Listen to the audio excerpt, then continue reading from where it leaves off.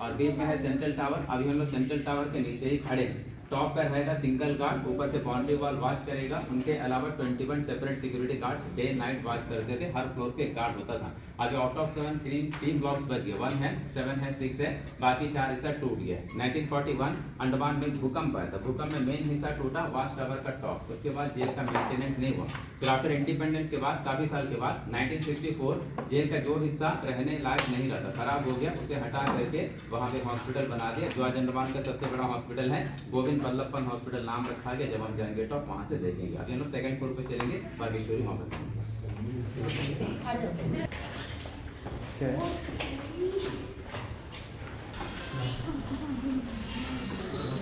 अंदर आ जाए। इसका भी है 3 ब्लॉक्स जो बच गया। 1 है, 7 है, पीछे है 6, 4 हिस्सा टूट गया। वहाँ पे हॉस्पिटल बन गया। एक गवर्नमेंट हॉस्पिटल है, सब कुछ यहाँ पर फ्री सर्विस है। दवा, खाना, ट्रीटमेंट सब फ्री है, सभी लोगों के लिए फ्री। फ्रीडम फाइटर्स का लिस्ट है, कौन कौन से स्टेट से कितने कितने फ्रीडम फाइटर्स इस जेल में रहे थे, state wise, year wise. Bombay से कितने, पंजाब, बंगाल, आसाम, यूपी, बिहार, मद्रास, आंध्र, दिल्ली, मैक्सिमम बंगाल, उसके बाद पंजाब। अब सुनिए अंडमान को काला पानी किस लिए बोलते हैं। काला पानी जो है, काल और पानी ये 2 शब्द से मिलकर के बना है। काल जो है संस्कृत वर्ड है, इसका मतलब होता है समय, टाइम, मृत्यु। कोई कह दिए अंडमान आ गया तो समझ लीजिएगा काल के मुंह में चला गया। और पानी जो है अंडमान निकोबार द्वीप समूह के चारों तरफ हजारों मील पानी है। अब यदि कोई कैदी भागे तो कहाँ तक, आसपास के जंगलों में। वहाँ जाते थे, आदिवासी देखते थे, वो उनको मारते थे। जंगल में खाना भी नहीं मिलता था, मलेरिया वगैरह पकड़ करके वैसे ही मरते थे। अंग्रेज ढूंढ करके पकड़ते थे तो फिर उनको मौत के घाट उतार देते थे। इस वजह से अंडमान से कोई भाग नहीं पाया और इसी वजह से अंडमान काला पानी के नाम से जाना जाता है। काल पानी जो हो गया काला पानी। तो लोग सोचते हैं कि ब्लैक वाटर, लेकिन ये ब्लैक वाटर नहीं है, काल पानी। और इसी फ्लोर का आखिरी कमरा है वीर सावरकर जी का। सावरकर जी को जेल में रखा गया 10 ईयर्स 1911 से 1921। सावरकर जी को श्याम जी कृष्ण वर्मा द्वारा लंदन में हायर स्टडीज़ के लिए भेजा था, बैरिस्टर का पढ़ाई के।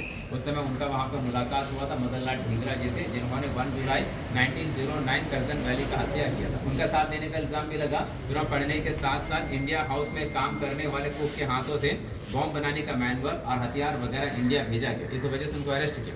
अरेस्ट करके इंडिया लाते वक्त शिप जब मार्शलेस हार्बर के निकट से गुजर रहे थे, उस दौरान सावरकर जी ने जहाज का टॉयलेट का साइड का ग्लास तोड़ करके जंप किया बाहर और तैर करके चले गए मार्शलेस हार्बर, फ्रांस। वहाँ फ्रांसीसी गार्ड से पकड़ लिया, अंग्रेजों को हैंड ओवर कर दिया। अंग्रेज सावरकर जी को अंडमान लाए थे 1911। जब लाए थे तो डरते थे, एक बार वहाँ से भाग गया है, दोबारा ना भागे, इसलिए इतने कड़े पहरे में रखा कि उनके जो बड़े भाई थे गणेश दामोदर सावरकर जी, वो इस जेल में थे उनसे भी पहले। लेकिन दोनों भाई जो है 2 साल तक आपस में मिल नहीं पाए, एक ही जेल में रहते हुए। फिर 1921 वीर सावरकर जी को जेल से ट्रांसफर करवा दिया रत्नागिरी महाराष्ट्र। कुछ साल वहाँ पे हाउस अरेस्ट में रखने के बाद उनको रिहा कर दिया। उनका डेथ हुआ था 26 फरवरी 1966, तब उनका एज 83। आज अंडमान का एयरपोर्ट उन्हीं के नाम पे वीर सावरकर इंटरनेशनल एयरपोर्ट।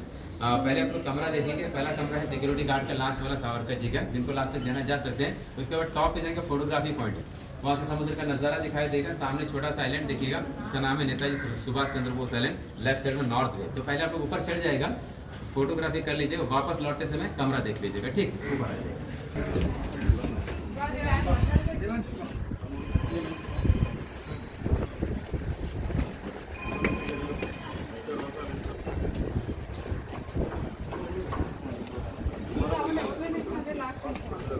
क्या व्यू है।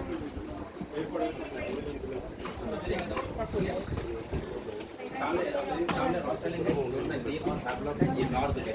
20 रुपीज़ का नोट का जो पीछे फोटो है ना, वो इसके पीछे एक फोटो लगा है। और ये माउंट मणिपुर है, इसका पहले नाम था माउंट हैरियट, अंडमान का सेकंड हाईएस्ट पीक है, इसका हाइट है 365 metre. Harriet mount Harriet north में 20 रुपीज़ नील आइलैंड, ये रॉस आइलैंड।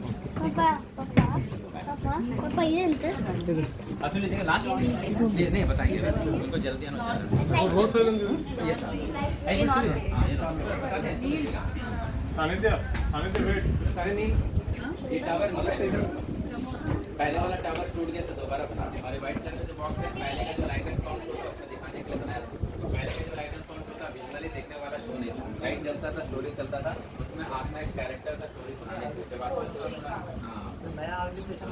लाइट सब फोकस होता, आप वहाँ बैठे के शो देखने के लिए चमकता हुआ दिखता था। अभी तो विजुअली देखने वाला शो बन गया, आत्मा का कैरेक्टर था।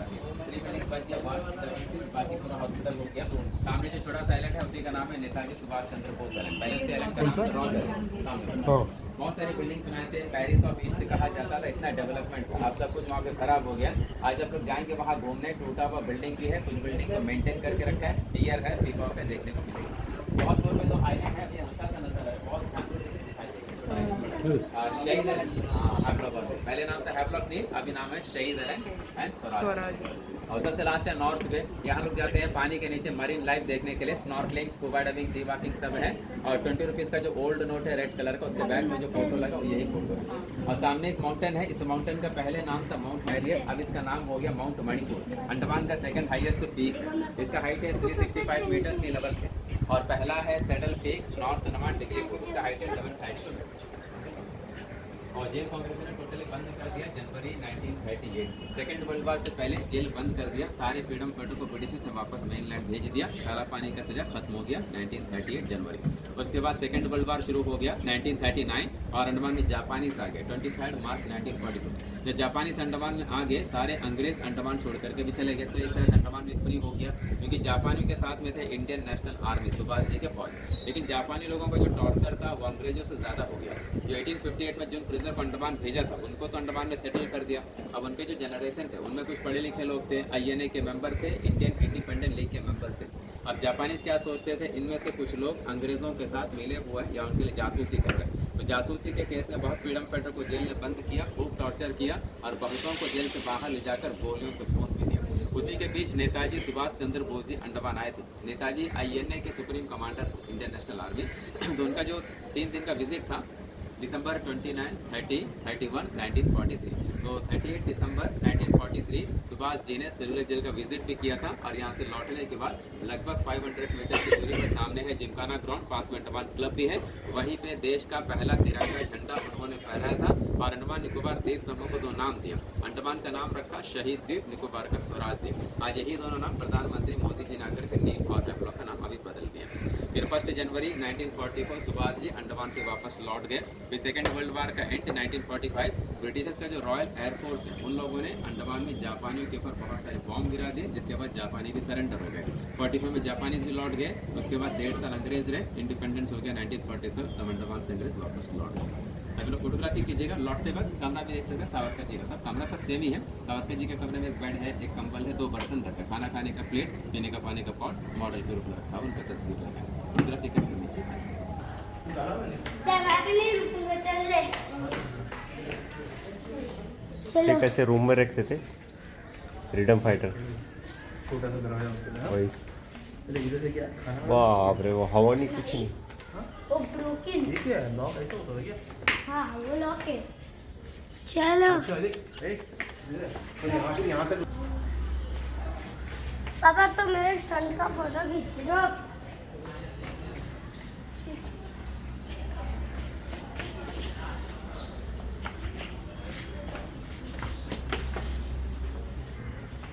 खींच अभी।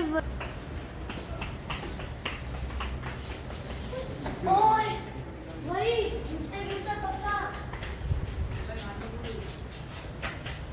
खींची, ये तो स्टंट है।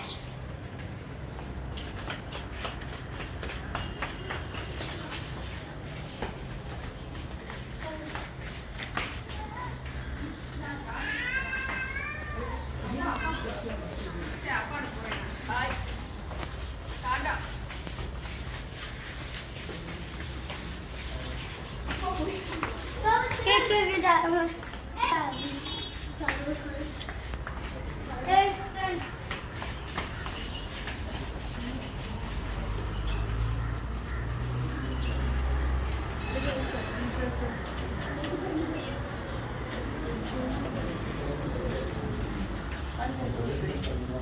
आजा बाबा, चलो अंदर।